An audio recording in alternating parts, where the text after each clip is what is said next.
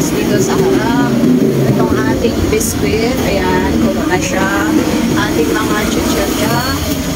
Gandang araw mga kasari, weekend duty naman tayo ngayon at binitbit ko nga si Kuya Well kasi ang nasa isip ko ngayong araw ay mag-rearrange tayo ng ating mga paninda. Napaka-importante nga mga kasari ang kahit once a month na pag-rearrange ng ating mga paninda para ang mga produkto na hindi kadalasang nakikita ng ating mga customers ay makita nila. Lalo na nga sa isang tindahan na kagaya ko na hindi naman kami open at hindi naman nakakapasok ang mga customers. At alam naman natin na ang merong mga customers talaga na binibili nila ang mga paninda kapag ito ay nakikita Sinabayan nila. Na nga rin namin ang general cleaning ng aming tindahan, ang pag-rearrange ng mga products namin. At inuna na nga natin mga kasari itong lagayan ng ating mga biskwit. Nilinis ko nga ito pati yung pinagpatungan nito sa pag-aayos pala ng mga produkto ay sinusundan natin syempre mga kasari ang FIFO method or first in first out. Kaya naman kung mapapansin ninyo ay tinanggal ko muna lahat ng laman nitong glass display natin at saka ko ito nilinis. Meron din kasi paminsan-minsan ditong mga langgam at yan, inisa-isa ko ng paglilinis ang bawat storage. Paglilinis ko nga ng glass display natin ay inuuna ko muna ito ng basang-basahan at saka ipinupunasan ko ito ng papel para hindi maging malabo yung kanyang salamin. Tinanggal ko na rin yung paisa-isang presyo doon sa glass display dahil nakapag-print na ako ng price list at ikinabit ko na lang ito sa tabi ng kanyang para display. Para naman kitang-kita talaga ang presyo. Magkano na nga ba ang presyo ninyo ng mga biscuits, mga cupcakes, mga kasari? Comment ito kasi naman. Sa tindahan ko ay nagsisimula sa 8 pesos hanggang sa 12 pesos ang mga cupcakes, biscuits na mga paninda namin. At ito nga ay inisa-isa ko nang punuin itong ating glass display at inuuna ko nga na ilagay yung mga bagong stocks at pagkatapos naman ay nasa bandang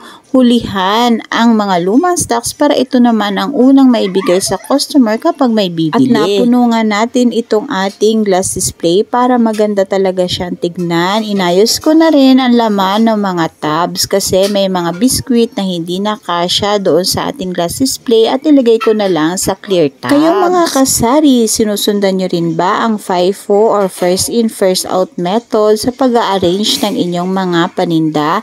Ito ay mahalaga upang maiwasan natin ang expiration. Ma-expiran tayo ng ating mga produkto. Pagkatapos naman ng ating mga display ng mga biscuit mga kasari is as usual, sinunod ko naman ang ating mga chichirya. Siya nga pala, hindi ako gumagamit ng puncher dito kasi may mga pagkakataon na nabubutasan yung ating mga chichirya.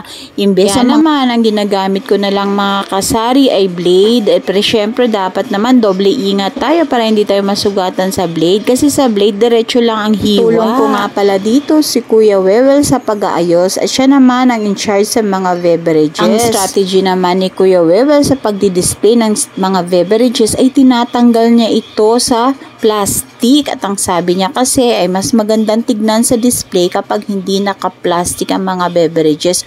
Oo nga naman kasi hindi naman talaga stock room ito kundi display kaya talagang dapat tanggalin sa plastic para daw mas mabilis ang pag-refill. Aba, si Kuya mukhang natututo na siya sa pagdi-display ng mga paninda natin. Keep it up, Kuya. Okay lang din naman niya na naka-display lahat kasi dahil nga naglagay tayo ng plastic cover sa harap ng ating tindahan ay hindi na masyadong pumapasok ang alikabok.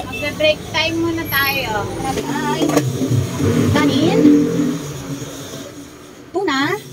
Mayonnaise. Yan, mayonnaise. At saka na cheese. Oh, yan, so start na natin.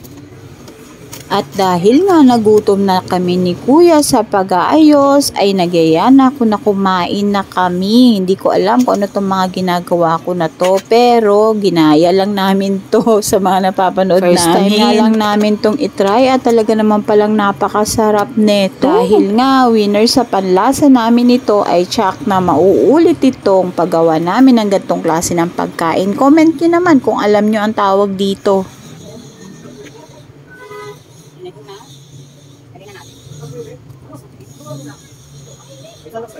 Meron. Hindi lalagyan ng cheese? Hindi lalagyan siya kain kasi hindi sasarap ang ano. Masyado yata Tingnan natin ito kung masarap.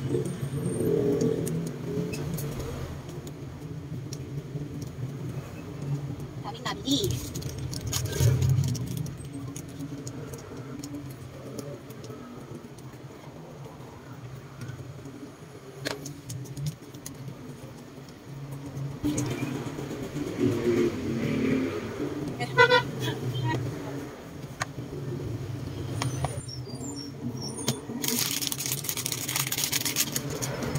Ayan, hindi pa naman ako kumakain nito. Pero tingnan natin. Kung ano, ito. Hindi ako kumakain nito eh.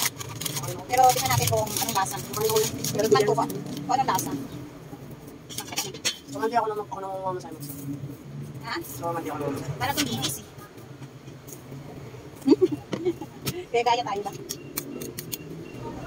O kuya, teka lang. Ay, ang sarap nga nito, kaya lang sayang, naubusan na kami ng seaweed, may konti pang natira, pinakain na lang namin kay Thunder. Pero tsak ko, ulitin namin itong food trip na ito.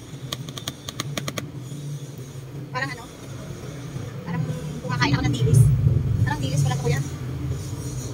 Nehe.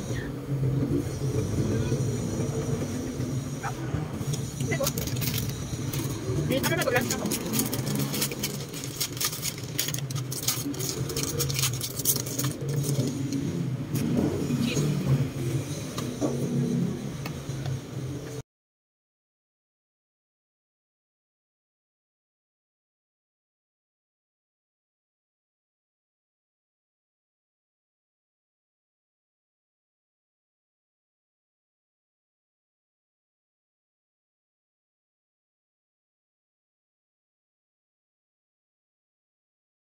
Katapos nga ng konting pahinga ay bumalik na kami ni Kuya sa paglilinis at sa pagre-rearrange ng mga paninda. Siya naman ang nakatoka dito sa glass counter na malaki. At dahil nga mga busog kaming dalawa ay eto habang naglilinis ay nakaupo na lang kami at hirap na tumayo. Sabi ko nga kay Kuya ay alisin niya lahat ng laman ng glass counter para malinis itong maigi at bala ko rin kasi na may ibang ilalaman ako dito kaya pinatanggal ko lahat ng mga noodles na nakalagay dito at ang mga noodles naman ay ilalagay ko sa harap. Ko naman kasi na dahil tag-ulan na ngayon, mabenta ang mga noodles at mga pansit canton at syempre tinapay at mga kape. Kaya doon ko siya sa counter sa harap ilalagay. Dito naman sa malaking glass counter na ito ay bala kong ilagay ang mga stocks namin na mga biskwit at mga kape at iba pang mga stocks. At ito na nga ang pasilip sa halos maghapon naming pagre-rearrange ng aming mga paninda, mga kasari.